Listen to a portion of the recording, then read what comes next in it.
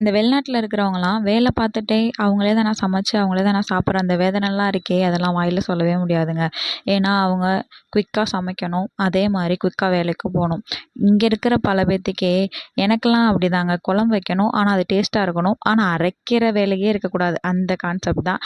இப்ப அரைக்கிற வேலையே இல்லாம ஒரு சோம்பேறி சிக்கன் கிரேவி தான் நம்ம வந்துட்டு பார்க்க போறோம். அதுக்கு 1/2 கிலோ சிக்கன், கொத்தமல்லி, கருவேப்பிலை, வெங்காயத்த கட் பண்ணி வச்சிருக்கேன். 2 பச்சை மிளகா, இஞ்சி பூண்டு பேஸ்ட்டு, அதுக்கு தேவையான எல்லா மசாலாவுமே இருக்கு.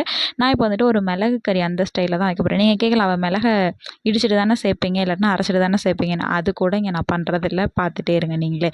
இப்போ ஒரு பேனை நல்லா ஹீட் பண்ணிட்டு அதில எண்ணெய் ஊத்திட்டு, எண்ணெய் நல்லா காஞ்சதுக்கப்புறமா லைட்டா வந்துட்டு சோம்பு தான் வந்துட்டு ஆட் பண்ணியிருக்கேன். சோம்பு நல்லா பொரிஞ்சதுக்கப்புறமா கருவேப்பிலை, வெங்காயம், அந்த பச்சை மிளகா இது 3யுமே தனித்தனியாக சேர்க்கறது கூட நேரம் இல்லாமல் எல்லாத்தையுமே ஒன்றாவே அப்படியே கொட்டியாச்சு. இதை நல்லா அப்படியே நல்லா வதக்கணும். வெங்காயம் நல்லா வதங்கினோனையுமே இஞ்சி பூண்டு விழுதை வந்துட்டு சேர்த்துக்கலாம். இதோட பச்சை வாசனை போகிற வரைக்கும் நல்லா வந்துட்டு இதை நல்லா கிண்டி விட்டுக்கலாம். இப்போ அதோட பச்சை வாசனை போயிடுச்சு. இப்போ அப்படியே அந்த சிக்கன் எல்லாத்தையுமே கழுவி வச்சிருக்கிறத இதில் ஒன்று ஒன்றா நான் வந்துட்டு சேர்த்துக்கிறேன். சேர்த்துட்டு நல்லா கிண்டி விட்டுட்டு ஒரு மூடி போட்டு மூடி விட்டுறலாம். இதே மாதிரி தண்ணி வந்துட்டு இறங்கி வந்துடும். தண்ணி இறங்கி வந்ததுக்கப்புறமா இந்த சிக்கன் எப்படி இருக்குன்ட்டு பார்க்கலாம்.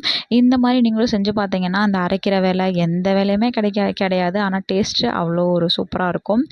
இப்போ தண்ணி நல்லா பிரிஞ்சு வந்துருச்சு. இந்த ஸ்டேஜில் வந்துட்டு நம்ம இந்த பொடி எல்லாமே வந்துட்டு சேர்க்க போகிறோம். நான் என்னென்ன பொடி எடுத்திருக்கேன்னு பார்த்தீங்கன்னா, இது வந்துட்டு ஒரு மிளகு குழம்பு கான்செப்டில் இருக்கிறனால மிளகு 2 டேபிள் ஸ்பூன் அளவுக்கு எடுத்திருக்கேன். பெப்பர் பொடி, அதாவது மல்லித்தூள், ஜீரகத்தூள், சோம்புத்தூள், 1/2 டேபிள் ஸ்பூன் அளவுக்கு மட்டும் மஞ்சள் தூள் எடுத்திருக்கேன். உங்களுக்கு பெப்பர் பொடி இன்னும் நீங்கள் கொஞ்சம் கூட எடுத்துக்கலாம். ஏன்னா இது வந்துட்டு பெப்பர் கிரேவி தானே, அதனால இது எதுவுமே நான் வந்துட்டு பவுடர் பண்ணவே கிடையாது. இப்போ தான் எல்லாமே அரைச்சே வந்திருக்கே, இதுவே நம்மளுக்கு போதுங்க. இப்படியே எல்லா பொடியுமே கொட்டிட்டு இதை நல்லா ஒரு கிண்டி கிண்டி மறுக்கா வந்துட்டு மூடி போட்டு மூடி வச்சிடலாம்.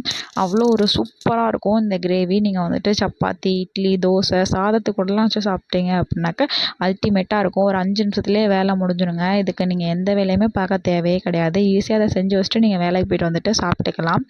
இப்போ மூடி போட்டு மூடி எடுத்தோம் அப்படின்னாக்கா சூப்பராக வந்துட்டு ரெடி ஆயிடுச்சு. இப்போ நான் இதில் எனக்கு தேவையான அளவுக்கு தண்ணி ஊற்றிக்கிறேன். இந்த பதத்துலேயே நீங்கள் கூட இறக்கிக்கலாம். உங்களுக்கு தேவை அப்படின்னாக்கா கொஞ்சமாக தண்ணி ஊற்றி நல்லா இதை கொதிக்க விட்டு சுண்ட விட்டு எடுத்தோம் அப்படின்னாக்கா சூப்பரான கிரேவி வந்துட்டு ரெடி ஆயிரும். கடைசியில் இதுக்கு தேவையான உப்பு மட்டும் நான் வந்துட்டு சேர்த்துட்டு கொத்தமல்லி தழை மட்டும் சேர்த்துருக்கேன். அவ்வளோதான். ஃபைனலாக நம்மளோட சோம்பேறி கறி குழம்பு வந்துட்டு ரெடி ஆயிடுச்சு. சாரி சோம்பேறி மிளகு கறி குழம்பு வந்துட்டு ரெடி ஆயிடுச்சு. இதை அப்படியே ஒரு பவுலில் ட்ரான்ஸ்ஃபர் பண்ணி பார்த்தா என்ன ஒரு டேஸ்ட்டு. வாயில் வைக்கிறதுக்கே அவ்வளோ ஒரு கார சாரமாக சூப்பராக இருக்குங்க. இதை அப்படியே சோத்துல வச்சு பரட்டி சாப்பிட்டோன்னா அவ்வளோ டேஸ்ட்டாக இருக்கும். அப்புறம் என்ன, நீங்களும் இதே மாதிரி அரைக்கிறது இந்த மாதிரி வேலை இல்லாமல் இப்படி சிம்பிளாக எப்படி குழம்பு வைக்கலான்றத இந்த மெத்தடில் ட்ரை பண்ணி பாருங்கள்.